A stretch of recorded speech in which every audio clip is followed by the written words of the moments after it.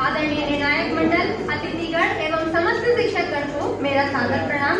मैं नेहा मौर्य क्लास 12 सी राम भरोसे लाल girls inter college Bareilly मेरे दैनिक जीवन में आयुर्वेद की उपयोगिता विषय पर कुछ विचार प्रस्तुत करना चाहती हूँ। सृष्टि की उत्पत्ति के बाद ब्रह्मा जी ने आयुर्वेद की उत्पत्ति की थी। ये तभी से चली आ रही चिकित्सा पद्धति है। इसमें जड़ी बूटियों सहित अन्य प्राकृतिक चीजों से उत्पाद दवा और रोजमर्रा के जीवन में इस्तेमाल किए जाने वाले पदार्थ तैयार किए जाते हैं। रोज सुबह पीने वाली चाय जिसमें तुलसी, अदरक, लौंग का शामिल होना सर दर्द, आलस्य दूर करता है। खांसी होने पर काली मिर्च शहद के सेवन से हमें खांसी से मुक्ति मिलती है। ये छोटी छोटी चीजें जो आयुर्वेद की देन है हमें स्वस्थ रखने में मदद करती हैं। स्वास्थ्य रक्षणम आतुरस्य विकार प्रशमनम, यानी स्वस्थ व्यक्ति के स्वास्थ्य की रक्षा करना और रोगी को रोग मुक्त करना आयुर्वेद का उद्देश्य है। हमारे चारों ओर आयुर्वेद मौजूद है। वाकई हम सदियों से अपने जीवन में आयुर्वेद को उतारते आ रहे हैं। त्रेता युग रामायण में सुषेण वैद्य जी ने कहा था, आयुर्वेद अंतिम सांस तक आस नहीं छोड़ता। उनका ये कथन आज भी उतना ही सत्य है। विदेशों में न डॉक्टर्स की कमी है न इलाज की, फिर भी केन्या के पूर्व राष्ट्रपति राइला ओडिंगो जी की बेटी रोजमेरी, जिन्होंने ब्रेन ट्यूमर सर्जरी के दौरान अपनी आंखों की रोशनी खो दी, पिता होने के नाते राष्ट्रपति जी ने उनके इलाज में पूरा विश्व छान मारा, लेकिन उन्हें सफलता नहीं मिली। आयुर्वेद उपचार के बाद उन्हें सफलता भारत में मिली। इससे हम आयुर्वेद की ताकत का अनुमान लगा सकते हैं। जैसा कि कोरोना काल में हम सभी ने देखा, दैनिक प्रयोग किए जाने वाले मसाले हमारे लिए अमृत समान सिद्ध हुए। हमारे रसोई घर में पाई जाने वाली चीजें दालचीनी, हल्दी, तेजपात, काली मिर्च, अजवाइन, लौंग, इलायची, अदरक जैसे मसाले हमारे जीवन को बचाने में कारगर रहे। गिलोय काढ़े के सेवन मात्र से कोरोना जैसा राक्षस आने से भी काबा। आयुर्वेद मनुष्य को आयुष्मान कर देता है।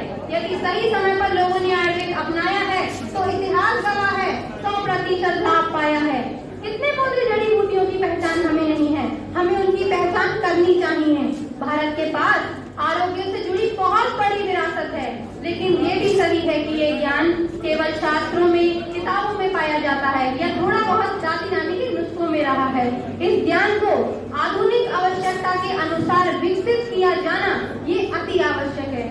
WHO ने global centre of traditional medicine इसकी स्थापना के लिए पूरी दुनिया में से भारत को चुना है और अब भारत में से इस दिशा में पूरी दुनिया के लिए काम हो रहा है। जैसे नेपाल, बांग्लादेश, USA जैसे देशों के लोग अपने शरीर रूपी मंदिर को स्वस्थ रखने के लिए आयुर्वेद का सहारा ले रहे हैं।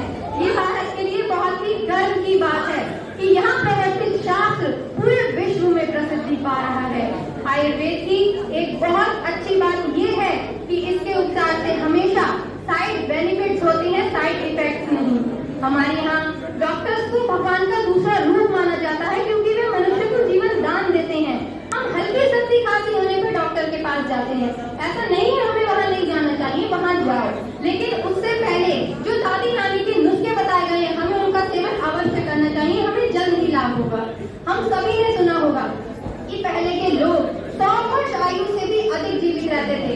आज हम देखते हैं कि हमारी युवा पीढ़ी नई नई बीमारियों से ग्रस्त है जो कि उनकी मौत का कारण बन रही है। ऐसा इसीलिए है कि हम आयुर्वेद को भूलते जा रहे हैं। हमें आयुर्वेद अपनाना ही होगा। यदि सही समय पर आयुर्वेद औषधियों का सेवन किया जाए तो डेंगू, कैंसर, कोरोना जैसी आदि जानलेवा पर भी विजय प्राप्त की जा सकती है, क्योंकि धन्वंतरी देव का यह वरदान देता है सबको जीवन दान। इसलिए आयुर्वेद अपनाना, अपने दैनिक जीवन में आयुर्वेद शामिल करना प्रत्येक व्यक्ति के लिए अति आवश्यक है। बचाव के साथ साथ, इलाज के साथ साथ बचाव भी जरूरी है, क्योंकि इसी संबंध में मैं 2 पंक्तियां प्रस्तुत करके अपनी वाणी को विराम देना चाहूंगी कि भोजन कीजिए धरती पर उल्टी पंक्ति मार के, भोजन